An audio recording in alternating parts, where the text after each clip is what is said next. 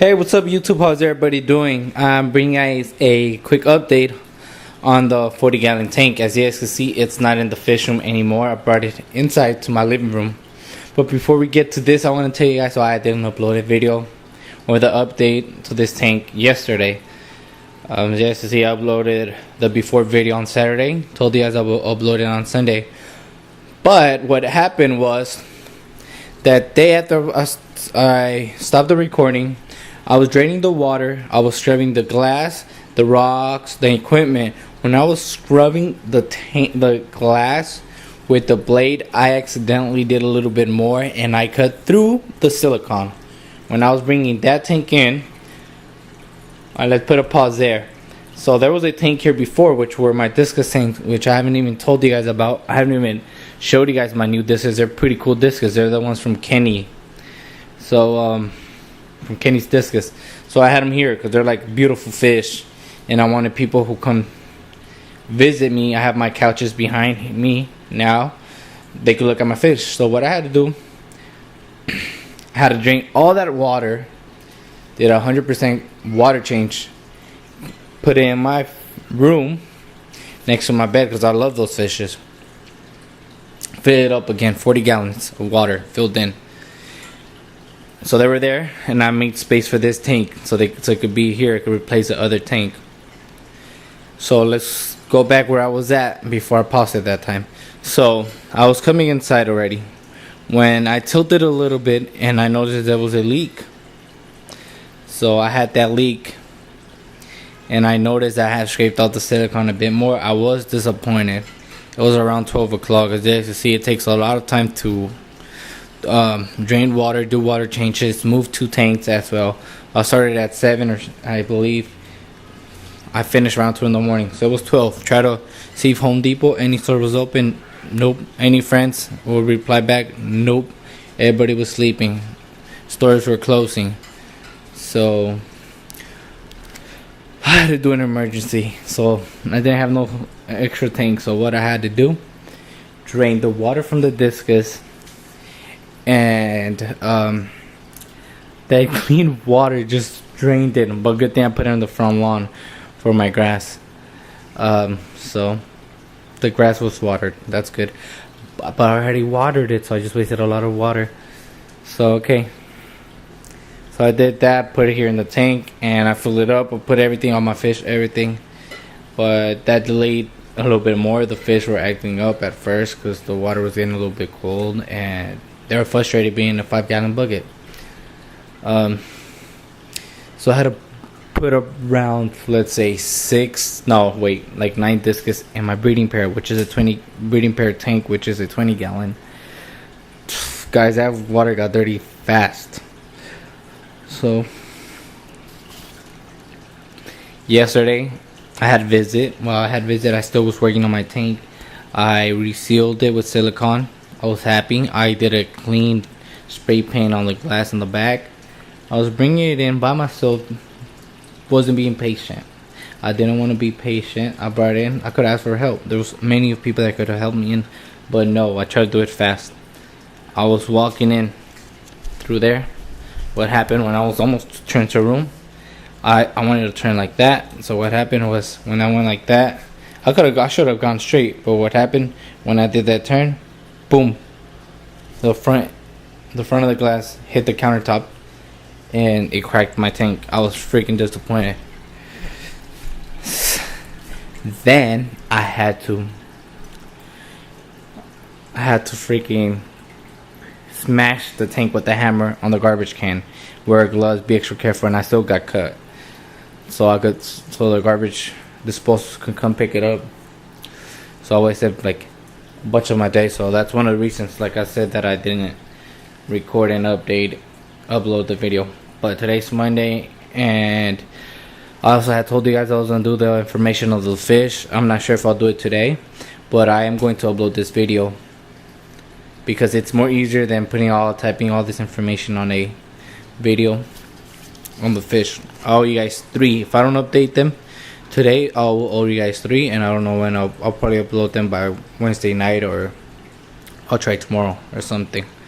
But I'll owe you guys 3. So I'm gonna upload this video And okay, so I'll stop the ranting, but that's what happened. Now what I did, I had to do a 100% water change on my breeding pair tank. I had got a container and I put my fish there. I'm looking for a tank. Once I get that tank, I'll show you guys the discus, because right now you cannot see them since they're in a container. So let's go back to the purpose of the video, which is the 40 gallon, the renewal, the revival of the 40 gallon tank. As you guys seen in the previous video, this tank was a wreck. There was hair algae on the rocks, hair algae on the glass, green algae, brown algae everywhere. My corals were looking like crap. They had algae everywhere. Everything was a disaster. My corals were not even trying to open anymore. I didn't have no filter media, which you guys seen. I already did it. And it's here, and I just put this thing on that Friday, and it already, or well, no, I'm lying, on Saturday, 2 days ago, and then it looks like it needs to be replaced within a day or two. And this is a poly filter. It's already changing to a brownish color. So, and these things are $10, so you see how expensive saltwater keeping is. The skimmer hasn't produced any skimmet. I'm not sure if one of the reasons is because I just set it up right now, like not right now but recently, or is it because the fact that the sponge on the water that's coming out, the outtake, is ripped, and that's why if I record here, right here, you can see those little microscopic bubbles. I'm not sure if they're bad. I think I've heard that they can be bad, so I don't know if I should turn on my skimmer. If I don't see it produce skimmet within a day or two, I will shut it down and just wait until I order a new piece, which I don't know when would that be.